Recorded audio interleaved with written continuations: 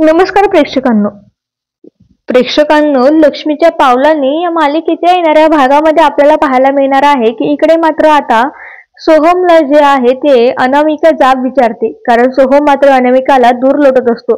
त्यामुळे ती त्याला जाब विचारते, सोहम खरंच तू मला सांग की तुझं पण काजलवर प्रेम होतं का?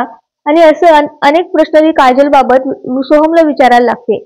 मात्र सोहमला फार टेन्शन येऊ लागतं. सोहम तिला काय उत्तर देणार या गोष्टीचा विचारच करत असतो. तेवढ्यात मात्र तिथे रजनी येते आणि रजनी अनामिकाला खाली बोलवते.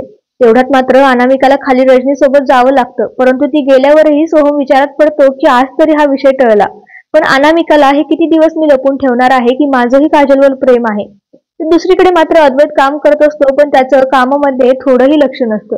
त्याचं पूर्ण लक्ष जे आहे ते आता इकडे तिकडे असतं आणि तो डोक्याला हात लावून बसतो. तो सतत त्याला कलाचं बोलणं आठवत असतो. तो घ्यायला गेल्यावर तिने नकार दिलेला असतो आणि नातं फक्त टिकवायचं का याच्याकडे काहीच नाही का असं सगळं त्याला आठवत असतं.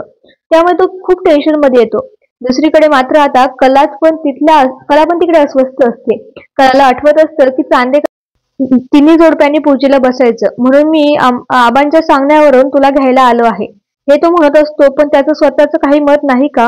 तो आपल्या नात्याबद्दल कधी असं स्वतःहून सगळं सांगेल असं तिला वाटत असतं. तिच्या मनामध्ये सगळं काही सुरू असतं.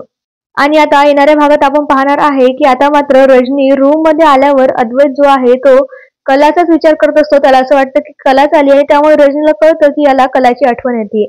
त्यामुळे आता पुढे काय होईल सगळं बघणं रंजक असणार आहे. पण तुम्हाला मालिका आवडते का हे आम्हाला कमेंटमध्ये कळवायला विसरू नका. धन्यवाद.